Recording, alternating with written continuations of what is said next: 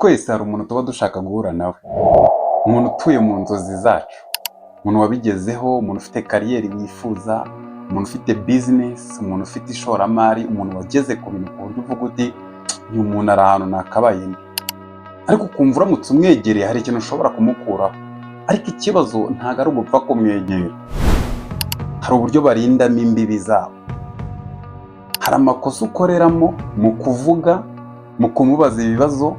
Ibyo bintu bigatuma wo kwirinda ntazongere kuvugana nawe cyangwa se ntazongere kwifuza kukugira inama kandi uramushaka. Abantu benshi dutekereza ko abantu babigezeho cyangwa se abakire cyangwa se abantu bafite amafaranga ari abanyabugugu badakunda gufasha abantu gusa. Si ukuri, ahubwo ukuri ni ntabwo barinda amafaranga yabo gusa, ahubwo bakunda kurinda imbibi zabo, kurinda igihe cyabo ndetse n'uburyo bakiramo abantu barabirinda. Ugomba kuba hari uburyo uhagazemo mwibaza, mwivuga ndetse no mu mikorere n'icyo ushaka kugira ngo abashe kuzakwitaba, guhura nawe no kongera kwifuza kukugira inama mu gihe muhuye. Ngiye kukubwira amakosa 7 ugomba kwirinda kugira nuhura n'uwo muntu azifuze kongera kuvugisha cyangwa kongera kukugira inama. Ariko nuyakora witondere irya nyuma, kuko irya nyuma niryo riza ribisenya byose. Ariko mbere yuko nangira reka mbanze nkwibutsa aka kantu.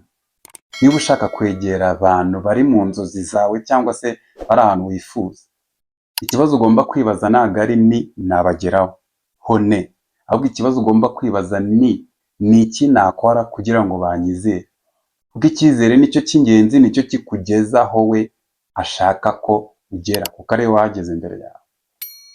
Reka dutangirane n'ikosa rya mbere. Ikosa rya mbere utazakora ni ukwegera umuntu ufite icyo ushaka kaguha kurusha icyo ushaka kumwigiraho, kuko abantu bafite amafaranga ntago bakunda umuntu uza ashaka kugira icyo bamuha, ahubwo bakunda umuntu uza ushaka kwiga, bakunda kwigisha.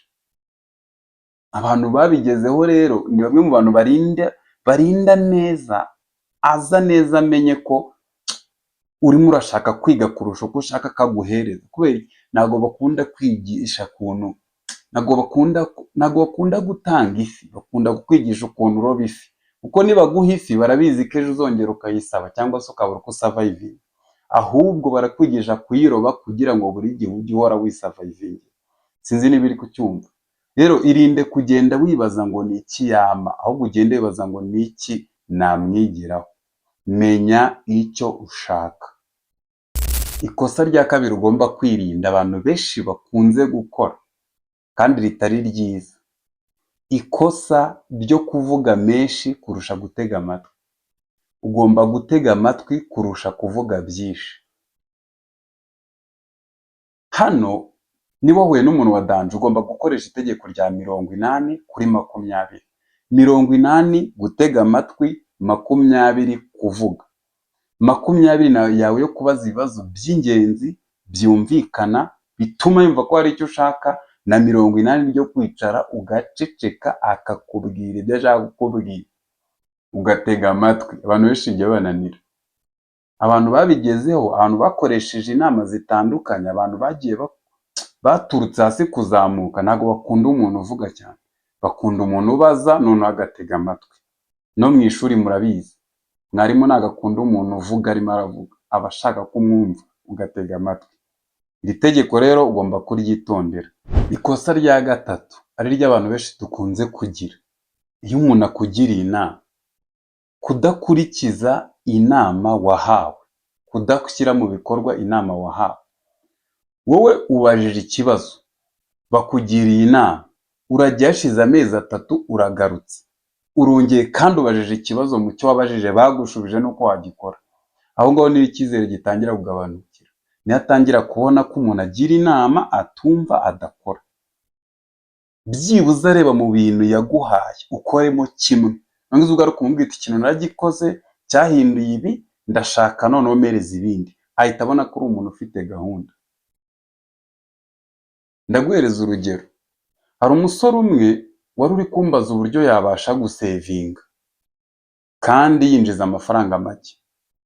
Mugira inama ndamubwira uti rero kugira ubashe gusevinga birashaba kubanza ukabona amafaranga, kandi amafaranga araza kuva mu mafaranga usanzwe uhembwa ntabwo urajya kwiba amafaranga cyangwa se kuyongera nayo, ahubwo hari ibyo ugomba kubanza gukora.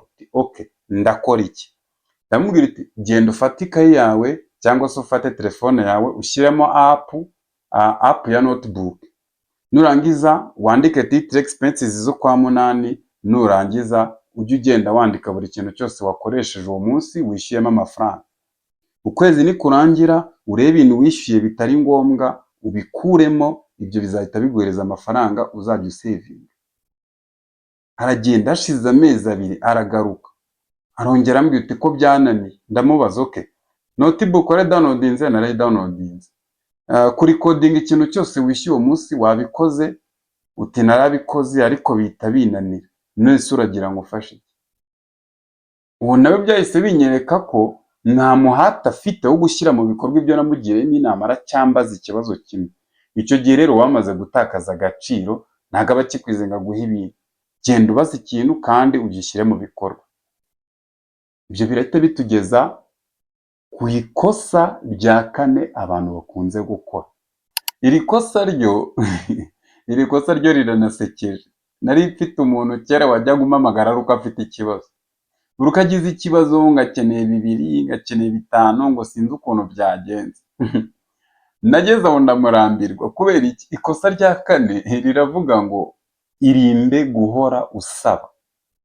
Ubujijwe guhamagara umuntu buri gihe buri uko ufite ikibazo gusa cyangwa icyo kumusaba. Ntabwo ari ukumubano wubakwa cyangwa se ukominikana n'abantu, ahubwo muhamagare ugiye kumushimira cyangwa se umuhamagare ugiye no kumubaza uko ameze, muri aho gusa umuganize nurangiza wigendere. Buri uko uhamagaye ari uko ufite ikibazo gusa, ari ikintu ugiye gusaba, gusinzi ngo byagenze bite, menya ko uwo muntu aba yakubonye ko ntabwo ushaka kubaka umubano, ahubwo bigendera ku byo ushaka gusa. Uhamagara ufite ikibazo.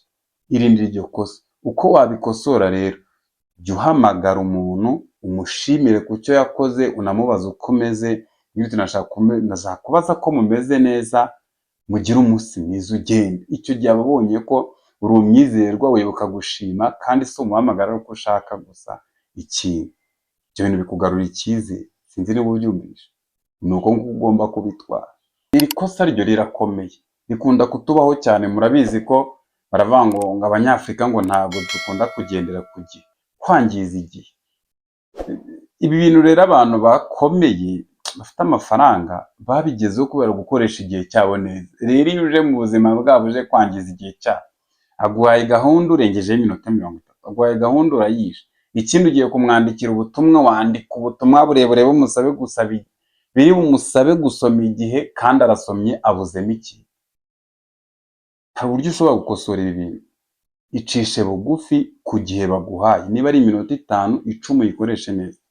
Tegura ibibazo neza kugira utaza gutekereza ibibazo byinshi ugasanga utindiza igihe cy'abandi. Andika amagambo abaze kandi arimo intego. Ibyo bintu bizagufasha kubona ko ari ikintu ushaka kugeraho, agira uruhare rwo kugufasha. Sasa ikosa rya 6 rikunda kugorana. Uzasanga umuntu ashobora gukora imyaka 2, 3, 4, 5 nta vision afite, icyerekezo cyane ushaka kugira. N'ubu udafite icyerekezo cyane ushaka kujya, ahantu hose ugeze ugira ngo niho wari ugiye. Biragoye pe, biragoye. Ubwashize ari umusore twahoze tuganira yashakaga gucuruza amatelefone. Ashaka gucuruza amatelefone rero mbaza ngo ikibazo cya mbere namubajije se wigize ubaza aho barangurira telefone ngo uhamenye? Oya. Ese wigize ubaza telefone imwe ko nirangura ugereranyije mu byo ushaka gucuruza? Oya. Ese basi wigize ugerageza gushaka umuntu ufite amatelefone ngo umubaze ukuntu abigenza n'uburyo abigenza? Uti hoya. Nese urifuza gucuruza telefone gute wicaye ahangaha nta makuru ufite, nta muntu ujya ubaza, ntaki? Ngahanga igishoro cyarabuze. Igishoro kirangizwa iyo kidafite amakuru y'icyo gikoreshwa. Iyo uhagurutse mu rugo udafite aho ugiye, birangira buri muntu wese akujyanye aho ashaka, kandi aho ashaka ntabwo ari mu nyungu zawe, ni mu nyungu ze. So irinde gutakaza igihe.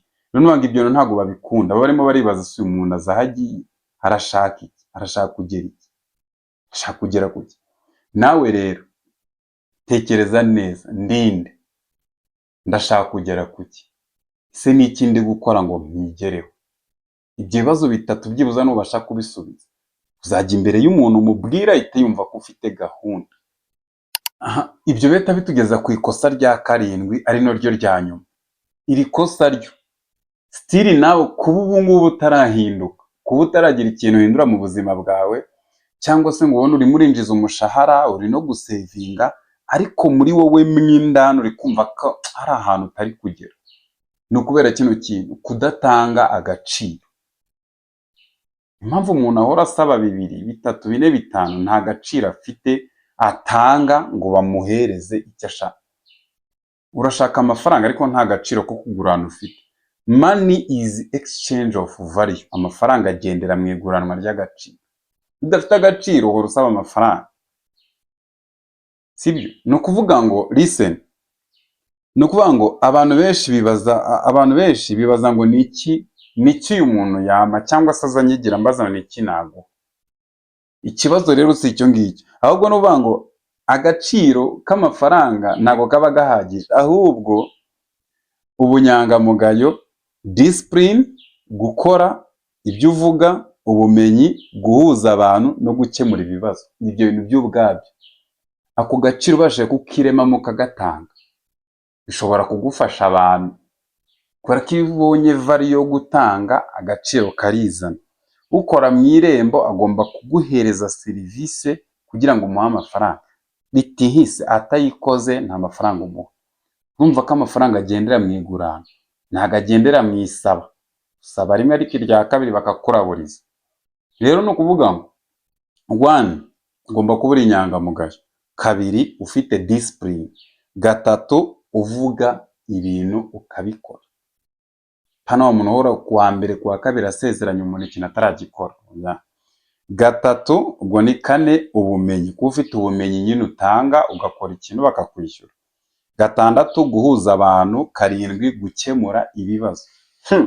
Amafaranga agendera mu bibazo. Ntuzajya ubona ahantu bagize ikibazo ujye uhita ukibonamo amafaranga, kuko ugikemura baramuhemba. Ariko ikibazo iyo kije urakomplaininga, usi iki kibazo reba twararenganye leta. Kiriya kibazo ubashije kugireba neza ukagikanurira ukagikemura. Ijambo ry'Imana riravuga ngo imirimo y'amaboko yawe niyo izagutunga, uzatungwa n'imirimo y'amaboko yawe. Ibyo bintu bireke, kemura icyo kibazo, amafaranga baraguhereza. Rero nuvuga ngo reka ngoye ka bonasi niba urangije iyi video.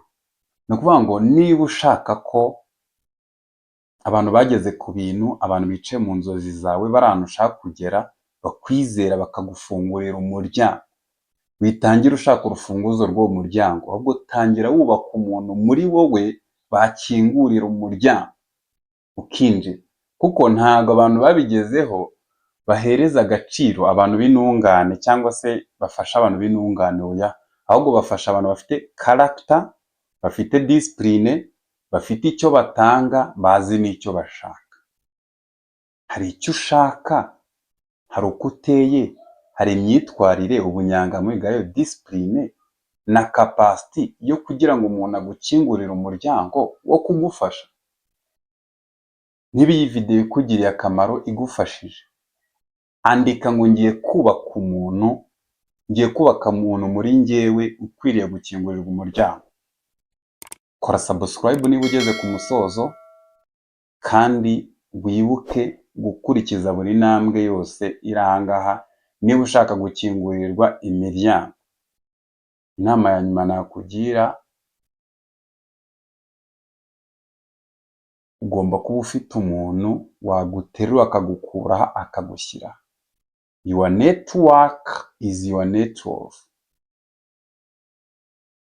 Reka tubonane mu kindi cyumweru, ndabakunda cyane.